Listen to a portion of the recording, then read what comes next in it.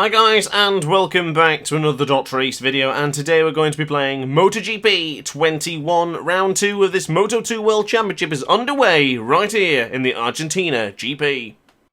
So starting off in free practice, we are of course on board the Kalex, the Moto2 machine, the Petronas Sprinter team's Matt Grant. So, Qatar went extremely well. If you haven't seen the video yet, I would advise for you to check that out now before watching the rest of this video. But I am pretty pleased with the result in Qatar. I do think we can continue to push forward. I do think we continue to improve. We'll have more successful races. Of course, missing out on the podium last time out is a little bit of a disappointment, but I'm still confident we can improve, especially here in this magnificent track of Argentina. Now, another dry session, thank goodness, because I don't think I'm ready yet to tackle the wet. So, thank goodness we are still practicing and getting used to this motorbike. Now, the difference of playing Moto 3 compared to Moto 2 is quite substantial, actually. It does feel completely different, especially on the brakes. I don't feel I had as much confidence. And also, because we are yet to crash, I'm going to say this now, and I really hope I don't jinx myself, but because we are yet to crash, I'm sort of worried on where the limit is. I don't know where the limit is. I haven't felt it yet. There doesn't seem to be much bite on the bike. It's not telling me when it feels like it's going to drop. I suffered a lot of issues in Qatar during the race. We did pick the soft option tyre, which I think might have been a mistake, as it didn't last the whole duration of the Grand Prix, but it seemed to be a good enough decision to at least fight with Remy Gardner, Di Antonio and Raul Fernandez. Very exciting race in race 1 in Qatar. Now, thankfully, it has been entertaining and it has been interesting, because I was a little bit concerned that Moto 2 might be a little bit of a bore fest compared to the likes of Moto 3, because you really can't beat Moto 3. It's probably one of the best spectacles ever in moto cycling, just in general. The racing is always and really, really aggressive and very, very entertaining. I anticipate that Moto 2 will still be just as good. I do hope that we can stay competitive, but for the time being, we don't know where we're going to be. I think the qualifying, especially in Qatar, was very, very difficult, but the race itself wasn't that hard compared to the likes of the qualifying. I remember the same thing in MXGP. It is extremely hard to compete with the AI in the qualifying and the practice sessions.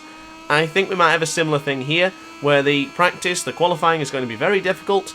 However, the race might be a bit of a cakewalk. Who knows? Still got a lot of Grand Prix left to deal with, and I am absolutely loving it. It feels great to be doing another season here in MotoGP 21 as we run a little bit wide into turn 5. Oh, someone's just gone down behind me. Didn't quite see who that was, but someone has dropped it into turn 5. Difficult corner to get right, so I can't really blame them for making a minor mistake into turn 5. So currently as things stand, Bo Benschneider leads the way with a 1:43.345 as Grant gets a little bit squirmish on the brakes going into the very difficult right-hander. Ayagora on a decent lap, Benschneider also on a good lap, and of course Marco Bezzecchi was currently, and then all of a sudden things have changed. The whole dynamics has changed as Sam Lowe chucks in a 1:42.638. So comparing to Sam Lowe's time right now, we are 0.4 of a second down to him, but 1.2 seconds quicker than our previous lap, which was a 1:44.672. Now going into turn 12 and then hard on the brakes for turn 13. Onto the right-hand side, keep it in nice and tight to the apex, and then in a moment we'll flick it to the left quite abruptly to then chuck it into turn 14. Not bad, considering that's only our second lap, a 4th place finish. Now in the past I have done many laps here in Argentina, not so much in this video game. However, in the past, Argentina and Moto 2 was one of my most favourite sort of combinations. And fun fact for you, turn 1 in MotoGP 19, I think it was, I got took out by Remy Gardner in my own career mode. Feels like a lifetime ago that happened, but I still remember it very much so, as we just cut the corner into turn 4, and that will be lap time and session over. So free practice 1 has come to an end. Grant is in 10th place, and I tell you what, I might have been a bit eager in dropping the end of the session there, because 10th place is kinda on the precipice of getting eliminated and pushed down into qualifying 1. Hopefully no one else improves into the next of the couple of practice sessions, and we can go automatically into qualifying 2. It's now a cloudy day in the Termas de Rio Hondo circuit of Argentina.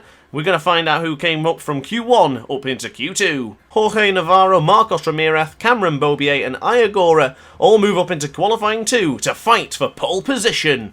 So qualifying 2 is now here, and thank goodness we survived. We were down to 13th place by the end of free practice 1, 2 and 3, so thank goodness we automatically went into qualifying 2. Starting in qualifying 1 is going to be difficult to then try and move his way in. As goodness me, Aaron Canet coming across the screen there, almost bumping into the rear of the Petronas Sprinter rider, the former Moto 3 rider, bumping into the Moto 3 World Champion almost. Goodness me. Turn 2 to be navigated, and tell you what, these guys are going to impede each other's progress if they continue to mess around. This is not Moto 3, we don't need to be trying to get each other's toe. Move out of the way, Aaron Canet, allow me to do my business, and I'll allow you to do yours. So we are running a medium front and a hard rear. We are yet to use the hard rear, I didn't use it in Qatar, but maybe we'll give it a try here.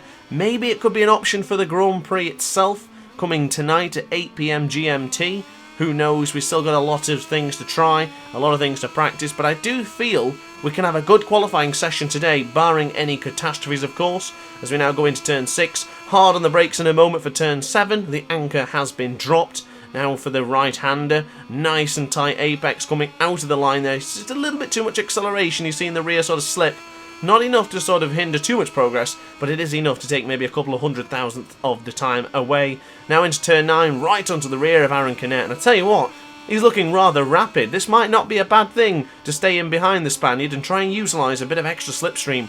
Now on the exit of turn 11, be careful on the acceleration there. It is very, very easy to spin up the rear and lose some valuable tyre life. You can spin it up and cause the temperature to rise and to basically skyrocket when you spin the rear up too quickly. Now onto the left-hand side for turn 14, right in behind Aaron Canet, and across the line we go. Top position, provisional pole for Matt Grant, the Petronas Sprinter rider, up into provisional pole for the very first time this season as he slides it into turn 1 with style and confidence. Magnificently done from the British rider.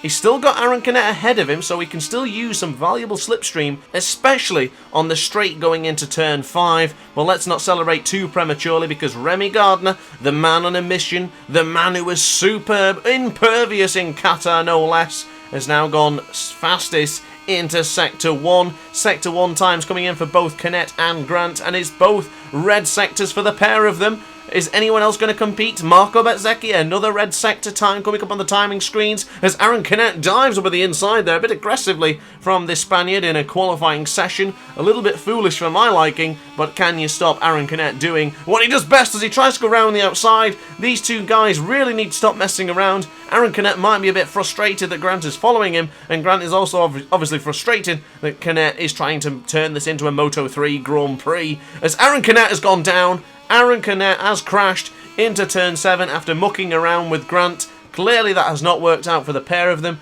but Grant is still on a decent sector time right now into Sector 2, on the exit of Sector 2 rather. Now we're going to Sector 3, 4/10 of a second up to his previous best, which was the 1:42.670. Ramirez red sectors, Dixon red sectors, Lowe's, Gardner, Bezzecchi, all red sectors coming in right now. Is Grant going to move the goalpost once again? He'll come across into the final corners any moment now, and he crosses the line in a moment. Oh, he's invalidated the lap! Goodness me!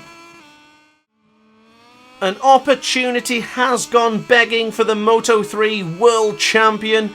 That will not be enough to secure any position when you invalidate the lap. Of course, it was a 2.5 of a second increase to the lap before, but it was not enough to get himself onto the front row. Well, you better believe it would have been a better time than what we have just produced, just a lap to go. But now 4.5 of a second up into the first sector. That is up to our first time, not so necessarily Sam Lowe's pole position lap time, as we'll get onto the right-hand side of the tyre for turn 3. A good exit here is a necessity to ensure a good lap time will come in. Up by 3.5 of a second to Sam Lowe's lap time is a pole position beckoning Grant right now. 4.5 minutes of this session remaining. You better believe that Grant will have a tasty opportunity to try and get himself onto the front row at the very, very least. Lowe's is still improving all the time. Marco Bezzecchi improving once again. Raul Fernandez improving. Grant is up by 1/10 of a second. Bezzecchi does go top. 1:41.649 for the young Italian, as Grant gets a little bit out of shape on the right-hand side for turn 7. Still rocking the red sector times. Cameron Bobier, Marcos Ramirez ahead of us. They're not really improving by much. Orange sectors for Jake Dixon there as well. Lowe's and Fernandez are still on good times, but Grant has invalidated another lap time. Frustrating time to the Petronas SRT team. Jürgen Stiggerfeldt will be miffed. Razlan Razli has probably thrown a clipboard somewhere as another lap has been invalidated. Was this lap good enough to put himself onto the front row? Disappointment from Grant once again. He'll have one more lap to tackle this because I don't think we'll have the fuel remaining, but that would have been a 1:42.036. Not quite good enough for the front row, but a second row would have still been fine and dandy. Now onto the right hand side for turn 1, running a little bit wide, but still not too bad. We can salvage that, it's quite okay. Looks like Bezzecchi has decided to call it quits, but I have just noticed in the bottom left hand corner of my screen there, Remy Gardner down to 18th place. What on earth has happened to the Australian? Did expect to see more of him here today in the qualifying of Argentina, but another good exit from Grant coming out of turn 3. 0.2 of a second down to Marco Bezzecchi's time. Not good enough compared to what we were just about to put in a lap prior. But we will go into turn 5, currently in 16th position. Anything would be better than this one. We have to improve, but we have run it a little bit wide for turn 5. We are now on the soft front and soft rear, and you can see the degradation just peeling away as we are just absolutely hell to leather going for it right now on this Kalex. Another couple of tenths of a second down to Marco Bezzecchi's time. I do feel like a pole position is well out of the equation right now, but at the very least, a front or second row would be perfect into this magnificent Grand Prix. I do feel good for the race no matter what. I love this track, and I'm sure we can continue to improve during this qualifying session, or at least on this final lap. 0.4 of a second down to Marco Bezzecchi's time. It still would be a massive improvement. It would be very similar to the lap time we just set a moment ago, so all would not be lost as we go into the very difficult right-hander turn 13. Have we run it a little bit tight? Oh, it's a little bit tight now onto the left-hand side. Do not invalidate the lap time again. Across the line we go. It's a 1:42.339. Only good enough for 15th place. A qualifying session that had the hallmark of a potential Grant front row has come to an end, and Grant will be starting from 15th place. Marco Bezzecchi does take a brilliant pole position ahead of Sam Lowes and Raul Fernandez on the front row. But guys, that is it for qualifying right now. I will see you tonight at 8 PM GMT for another magnificent Grand Prix. On that note, guys, thanks for watching as always. Like, comment and subscribe if you enjoyed. Hit the notification bell to be alerted to every single Dot Race upload. And upon that note, guys, thanks for watching, and ciao for now. Oh hi, didn't quite see you there. Good to see you're still here. If this video didn't quite set your appetite, then why not watch some more Dot Race content by clicking the video shown on screen now. Furthermore, if you would like to follow me on social media, you can do so now with the links down in the description. Consider subscribing so you don't miss a single Dot Race video.